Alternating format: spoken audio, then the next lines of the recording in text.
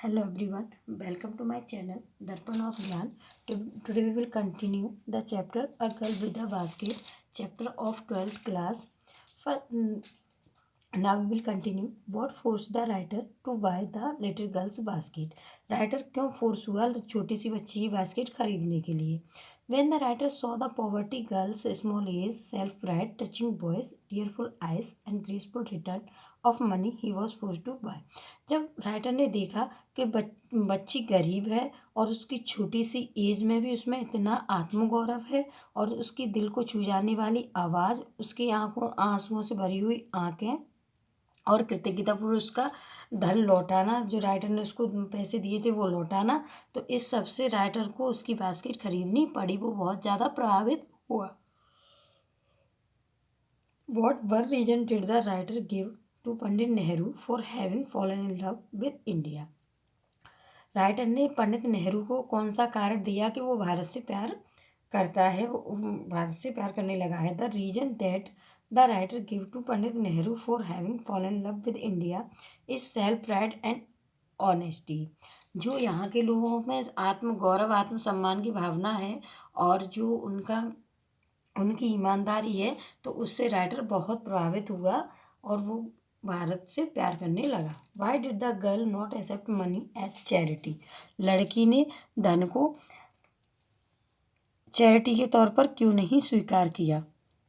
The girl did not accept money as charity because accepting money as a charity would have make her look poor and think her as a pity.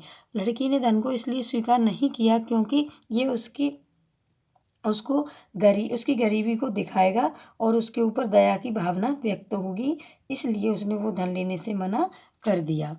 Next question, describe the things and scenes the author saw on his way from Delhi to Ranikhet. जो वो सीनों का वहाँ पर वर्णन करना है उन दृश्यों का जो राइटर ने दिल्ली से रानीखेत की यात्रा में देखी. On his way from Delhi to Ranikhet the writer saw flooded Ganga, उफनती हुई गंगा, राइस फील्ड्स, चावलों के खेत, जंगल्स और ग्रास घास, ट्री स्पीड्स, मंकीज बंदर्स, गांव, झोंपड़ी, कद्दू, द रिफ्यूजी चिल्ड्रन और शरणार्थी बच्चे और पंखे और बास्केट बेचते हुए राइटर ने देखी.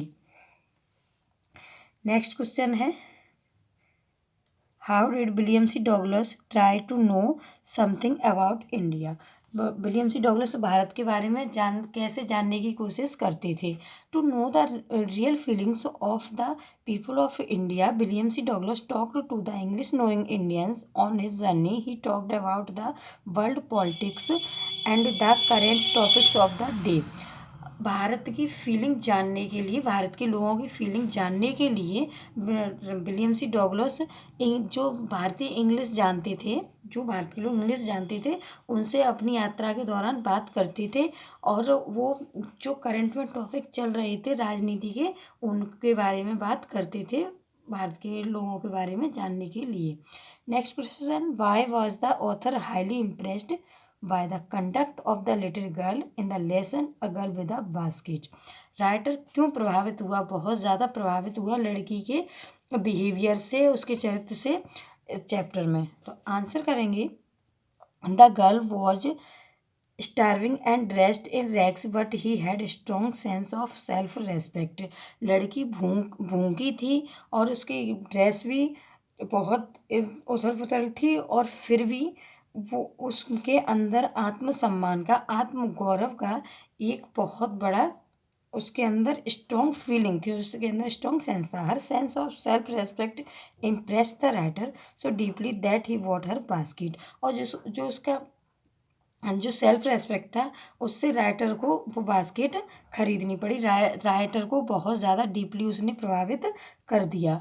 नेक्स्ट क्वेश्चन करेंगे, What is an average annual income of an agriculture family as given by William C Douglas.